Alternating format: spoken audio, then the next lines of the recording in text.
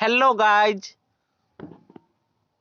Hello everyone, welcome back to online science hub YouTube channel. मैं हूं मुकेश और ये सेशन आपके लिए बहुत ही इंपॉर्टेंट होने वाली है क्योंकि इस सेशन में हम रसायन शास्त्र केमिस्ट्री के टॉप 3 चैप्टर रासायनिक अभिक्रिया, अम्ल, क्षार एवं लवण, धातु एवं अधातु, इन 3 चैप्टर का टॉप 30 क्वेश्चन करने वाले हैं और मात्र 30 मिनट में।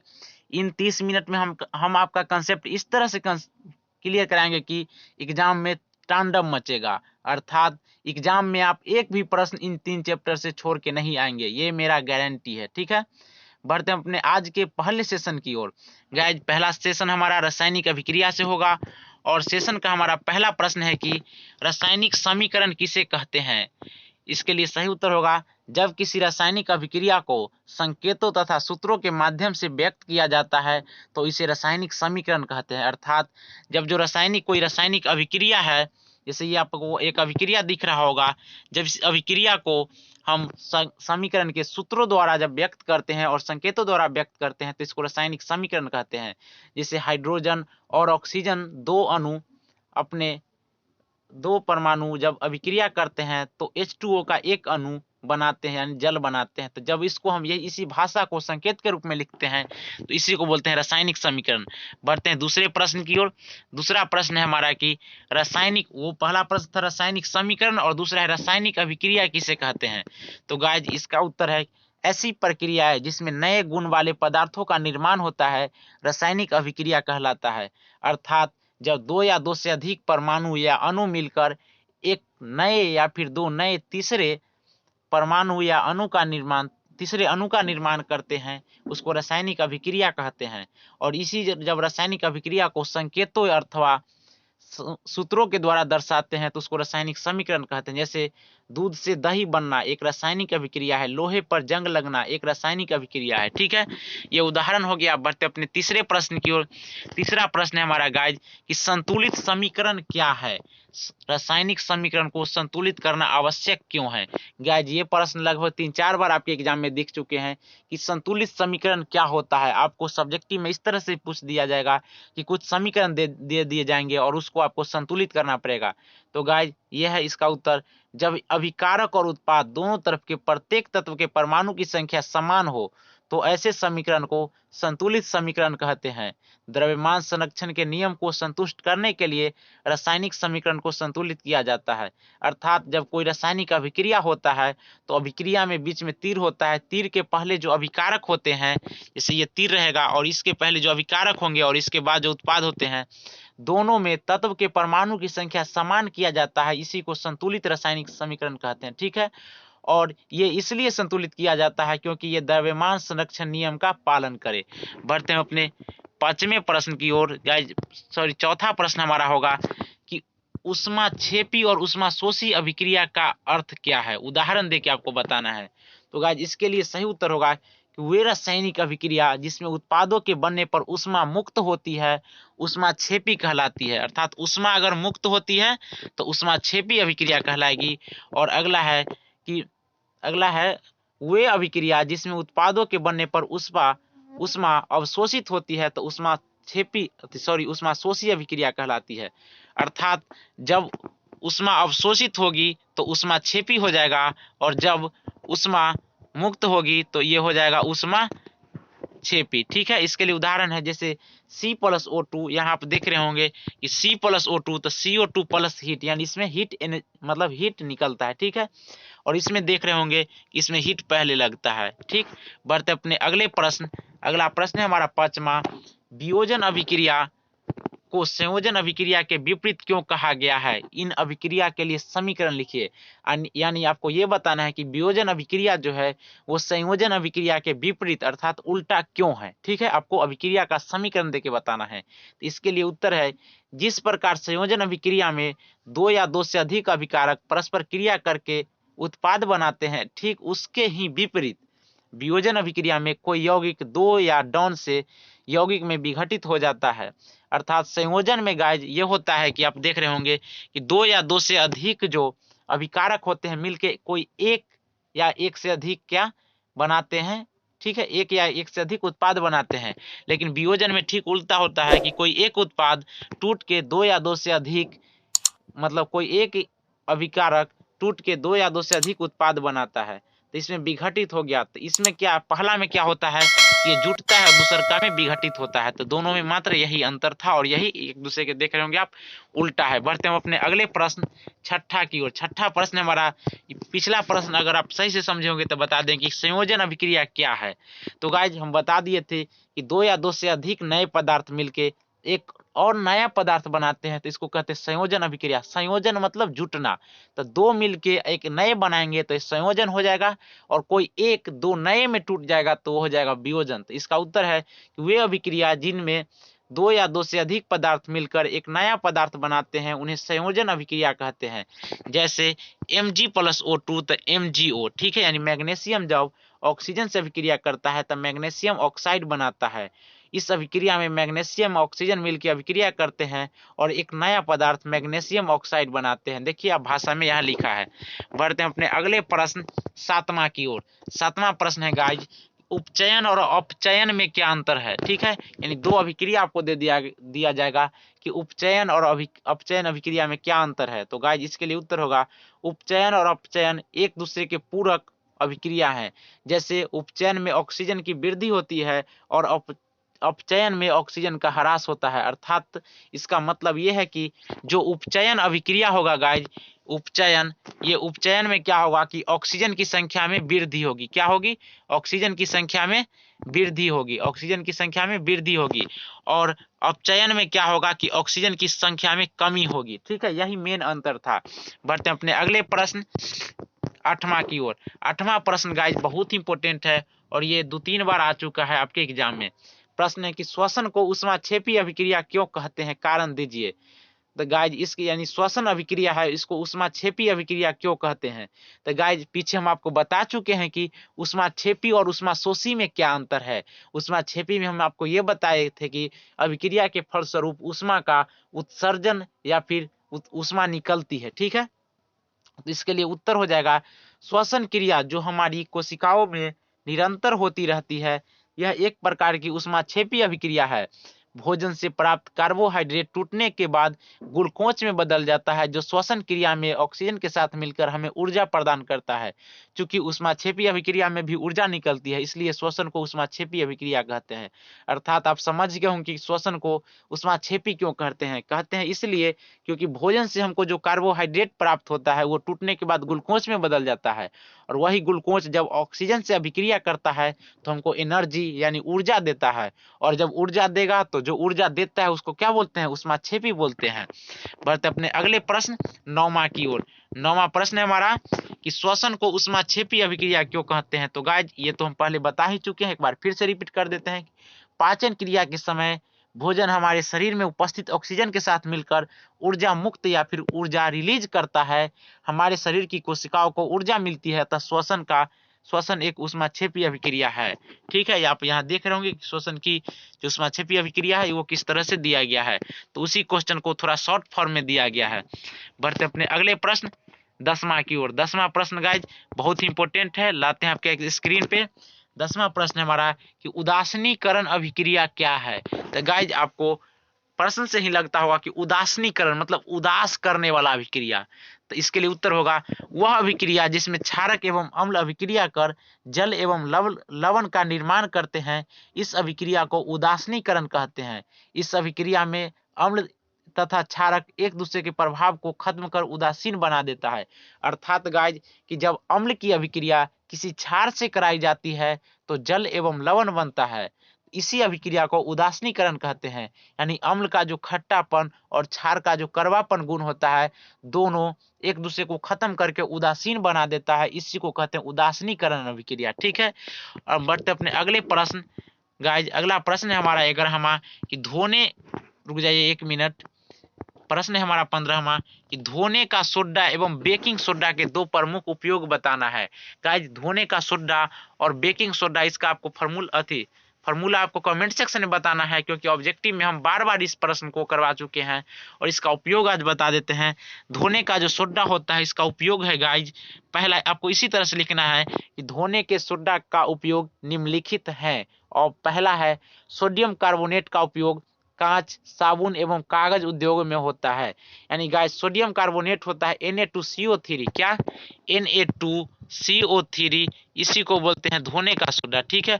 और इसका उपयोग हम लोग करते हैं कांच में बनाने में, साबुन बनाने में और कागज बनाने में। इसका उपयोग गाइस बोरेक्स जैसे सोडियम यौगिक के उत्पादन में भी होता है।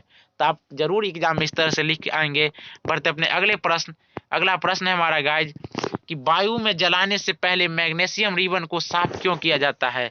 गाइस जब हम वायु में मैग्नीशियम रिबन को जलाते हैं उससे पहले उसको साफ करते हैं, तो आपको ये बताना है कि साफ हम लोग क्यों करते हैं उसको। तो इसके लिए उत्तर होगा वायु में जलाने से पहले मैग्नीशियम रिबन को साफ किया जाता है ताकि वह जलते समय पूरी तरह वायु के संपर्क में रहे। मानिए कि उसको हम लोग साफ नहीं करेंगे तो उसका कुछ भाग वायु के संपर्क में नहीं रहेगा और अच्छा से नहीं जल पाएगा, इसलिए हम उसको साफ इस तरह से कर देते हैं कि उसका पूरा पूरा भाग वायु के संपर्क में रहे और वह अच्छा से जल सके।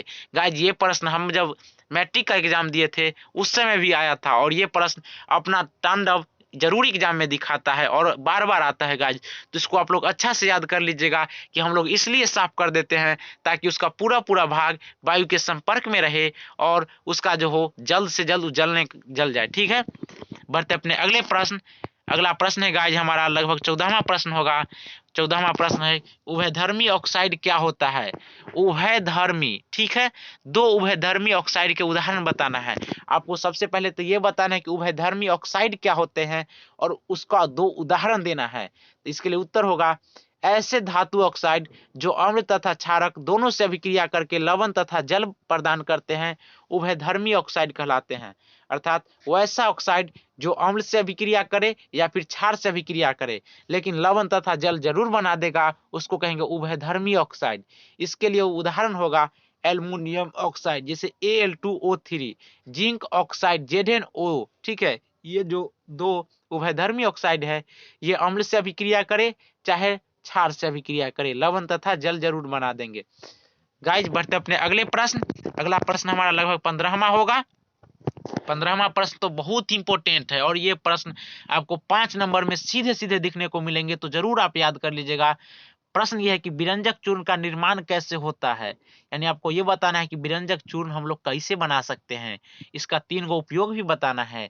तो गाइस उत्तर होगा सूक्ष्म बुझा हुआ चूना पर क्लोरीन की क्रिया से विरंजक चूर्ण का निर्माण होता है। अर्थात बुझे हुए चूना की अभिक्रिया जब हम क्लोरीन से कराते हैं तो हमको विरंजक चूर्ण प्राप्त होता है। आप अभिक्रिया इस तरह से देख रहे होंगे CaOH का होल ट्वाइस प्लस Cl2 तो बनता है CaOCl2 प्लस H2O। अर्थात ये जो यहाँ दिख रहे होंगे आपको, यहाँ पर आप देख रहे होंगे CaOCl2, ये है किसका सूत्र, तो विरंजक चूर्ण का। तो आपको ये भी पूछ सकता है कि विरंजक चूर्ण का फॉर्मूला क्या होगा, तो CaOCl2। आपको ये भी पूछ सकता है कि विरंजक चूर्ण का रासायनिक नाम क्या है। तो गाइज इस प्रश्न के लिए जो इसका रासायनिक नाम होता है ये होता है कैल्शियम ऑक्सीक्लोराइड। क्या, कैल्शियम ऑक्सीक्लोराइड, याद कर लीजिएगा कैल्शियम ऑक्सीक्लोराइड। आपको अब ये बताना है कि इसके जो गुण था अति इसका उपयोग क्या होता है। तो गाइज उपयोग को हम दोहराते हैं। विरंजक चूर्ण का जो उपयोग होता है ये उपयोग है वस्त्र उद्योग में सूती एवं लिनेन के विरंजन के लिए, कागज की फैक्ट्री में लकड़ी के मज्जा और लॉन्ड्री में साफ कपड़ों के विरंजन के लिए, ठीक है। और दूसरा है रासायनिक उद्योगों में उपचायक के रूप में। और इसका तीसरा उपयोग होता है पीने वाले जल को जीवाणु से मुक्त करने के लिए रोगाणुनाशक में।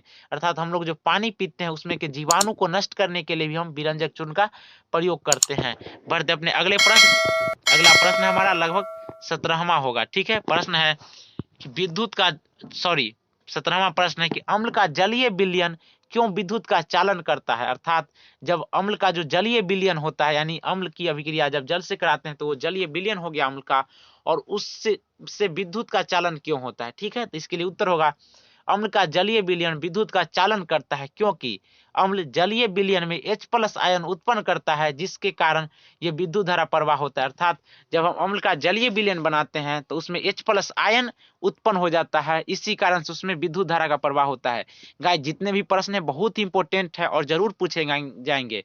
और ये इसका जो उत्तर है गाइस बहुत ही यूनिक तरीका से बनाया गया है, जिसमें आपका अगर 2 अंक के प्रश्न है तो पूरे 2 में 2 अंक दिए जाएंगे और 5 में 5 दिए जाएंगे गाइस। ये बहुत ही सोच समझ कर और शॉर्ट, जो आपको मात्र 10 दिन में 5 दिन जो आपको बचा है एग्जाम का 6-7 दिन, इतना में याद हो जाए, तो इस तरह से हम तैयार किए हैं कि आपको याद हो जाए। बढ़ते अपने अगले प्रश्न। अगला प्रश्न हमारा लगभग 17वां होगा कि 18वां होगा, याद नहीं है मेरा। प्रश्न है कि खनिज क्या है, आपको बताना है खनिज क्या है।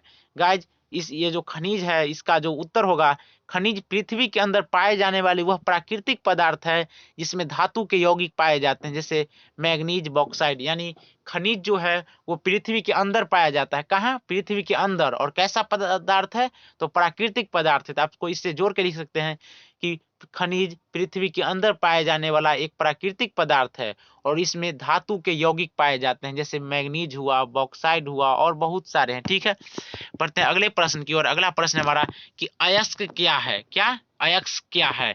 तो अयस्क वह खनिज है जिनसे धातु का निष्कर्षण लाभप्रद हो और जिनमें धातु की मात्रा अधिक हो। ठीक है, यानी गाइज इसके लिए यह उत्तर हो जाएगा कि खनिज से ही हम अयस्क को बनाते हैं। ठीक है, यानी अयस्क हम कहां से प्राप्त करते हैं? तो खनिज से, लेकिन उस खनिज को हम अयस्क कहेंगे जिसे धातु का निष्कर्षण कम में हो जाए, यानी कम पैसा में हो जाए, यानी बहुत लाभप्रद हो। ठीक है, और उसमें धातु की मात्रा अधिक हो गाइज, तो इसको अयस्क बोलते हैं। आगे हमारा एक पॉइंट है कि सभी अयस्क खनिज होते हैं, यानी सभी अयस्क खनिज होते हैं। क्यों?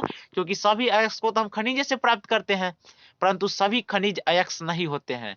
तो सभी खनिज अयस्क क्यों नहीं होते हैं? क्योंकि वे कुछ खनिज ऐसे हैं जिससे धातु का निष्कर्षण हमको हानि होता है। ठीक है, वह खनिज जो सस्ते से सस्ते विधि से किसी तत्व को प्राप्त करता है वह अयस्क कहलाता है। समझ गए गाइज?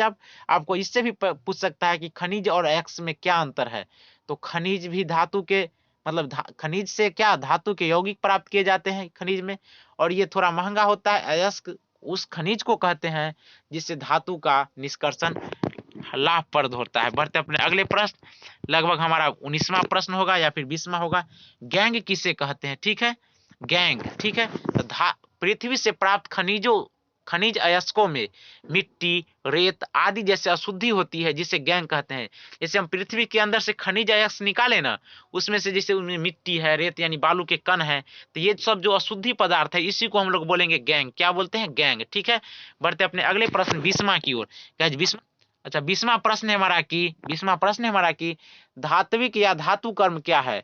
तो इसके लिए उत्तर होगा अयस्क से धातुओं का निष्कर्षण करने तथा धातुओं से को प्राप्त करने की प्रक्रिया को धात्विक या धातु कर्म कहते हैं। अर्थात जो अयस्क होता है उससे हम धातु निकालते हैं ना, तो धातु निकालने की जो क्रिया होती है इसको बोलते हैं धातु कर्म। ठीक है, बढ़ते अपने अगले प्रश्न 21वां की ओर। 21वां प्रश्न है हमारा गाइज, लोहे को जंग लगने से बचाने के 2 तरीका आपको बताना है। यानी लोहा में जो जंग लग जाता है रखा उसको 2 तरीका बताना है कि इसमें जंग कैसे नहीं लगे। तो इसके लिए 2 तरीका निम्नलिखित है। पहला यशद लेपन द्वारा और दूसरा पेंटिंग द्वारा। तो आपको हम ये बता दें कि यशद लेपन क्या होता है। तो इस विधि में लोहे एवं इस्पात, क्या? इस विधि में लोहे एवं इस्पात पर जिंक की पतली परत चढ़ा दी जाती है। यानी जो लोहा होता है ना, जैसे मानिए कि कुछ है, ठीक है, उस पे जिंक का जो पतला परत हम चढ़ा देते हैं, इसको बोलते हैं यशद लेपन। अगला है पेंटिंग। ठीक है, तो पेंटिंग द्वारा क्या होता है कि उस पे पेंट चढ़ा दिए। ठीक है, तो उससे क्या होता है कि वायु या फिर ओस, जिसको आर्द्रता कहते हैं, इसके संपर्क में नहीं आता है, तो उसमें जंग नहीं लगता है। बढ़ते अपने अगले प्रश्न लगभग 21वां प्रश्न की ओर। 21वां या फिर 22वां प्रश्न होगा, आप गिनती कर लेंगे कि आयनिक यौगिक का गलनांक उच्च क्यों होता है। यानी जो आयनिक यौगिक होते हैं उसका गलनांक उच्च क्यों होता है, आपको ये बताना है। तो इसके लिए उत्तर होगा आयनिक यौगिक में परस्पर आयनिक आकर्षण बहुत ही ज्यादा शक्तिशाली होता है। यानी उसके अंदर जो होता है आयनिक आकर्षण वो बहुत ही ज्यादा शक्तिशाली होता है। इस शक्तिशाली बंध को तोड़ने के लिए अत्यधिक ऊर्जा की आवश्यकता होती है, अतः इसका गलनांक उच्च होता है। अर्थात जो आयनिक यौगिक होते हैं, आयनिक यौगिक, उसके बीच आकर्षण बल बहुत ही मजबूत होता है। अगर जो मजबूत है उसको तोड़ने के लिए ज्यादा एनर्जी चाहिए, तो ज्यादा एनर्जी चाहिए, तो इसलिए इसका गलनांक भी ज्यादा होगा। बढ़ते अपने अगले प्रश्न 22वां की ओर।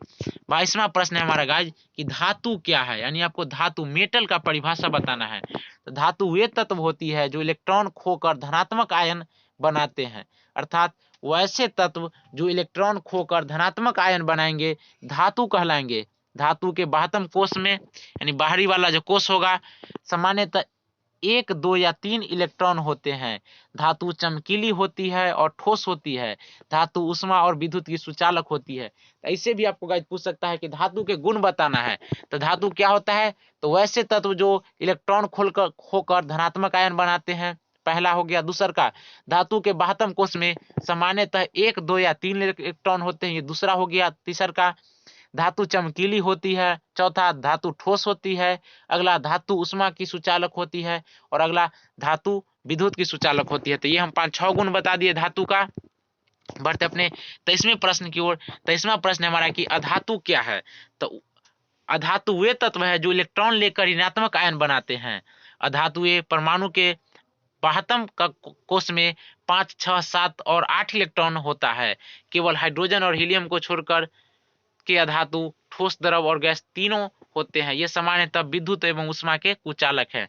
तो गाइज, इसके लिए अगर आपको पूछ दे कि अधातु के गुण बताना है, तो आप इस तरह से भी लिख सकते हैं कि अधातु वे तत्व हैं जो इलेक्ट्रॉन लेकर ऋणात्मक आयन बनाती है। ये पहला गुण हो गया। दूसर का होगा, अधातु के परमाणु के बाह्यतम कक्षा में 5 से लेकर 8 इलेक्ट्रॉन होता है।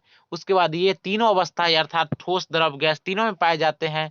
ये ऊष्मा और विद्युत के कुचालक होते हैं। तो लगभग 5-5 अंतर पूछे, जैसे पूछ दे धातु एवं अधातु के अंतर, तो आपको इसी तरह से सीरियल वाइज करके लिख देना है, या फिर दोनों का परिभाषा पूछे, या फिर दोनों का गुण पूछे। तो गाइज, खास के हम वैसे ही प्रश्न आपके लिए लाते हैं जो एक प्रश्न से लगभग 3-4 प्रश्न कंप्लीट हो जाए, और आपका लगभग 5 दिन में किस तरह से आपका पूरा सिलेबस हम खत्म कर किया जाए, इसके लिए एक से एक टेक्निक आपके लिए लाते हैं, और आपको जल्द से जल्द हम सिलेबस खत्म करने का प्रयास करेंगे।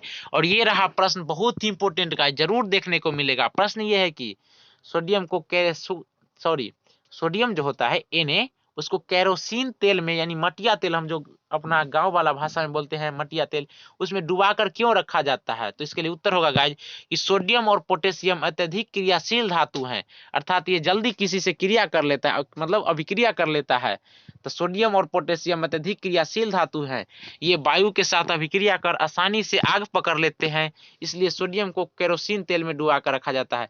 जैसे ही इसको हम केरोसिन तेल से बाहर निकालते हैं ना गाइज, तो क्या होता है कि आसानी से वायु से अभिक्रिया करके, यानी हवा से अभिक्रिया करके आग पकड़ लेता है। इसलिए हमको सोडियम और पोटेशियम को क्या करते हैं, तो केरोसिन तेल में डाब कर, मतलब डुबा कर रखते हैं। गाइज, आपको ये भी पूछ सकता है कि किसको हम चाकू से काट सकते हैं, तो ये भी होगा उत्तर, सोडियम और पोटेशियम। सोडियम और पोटेशियम होता है, इसको हम चाकू से काट सकते हैं। बढ़ते अपने अगले प्रश्न, लगभग 25वां प्रश्न की ओर। प्रश्न हमारा कि पीतल एवं तांबे के बर्तनों में दही एवं खट्टे पदार्थ क्यों नहीं रखना चाहिए। जैसे आप घर में सुनते होंगे कि पीतल का जो बर्तन है, या फिर तांबा वाला बर्तन है, इसमें दही नहीं पोड़ना चाहिए, या फिर खट्टा पदार्थ नहीं रखना चाहिए।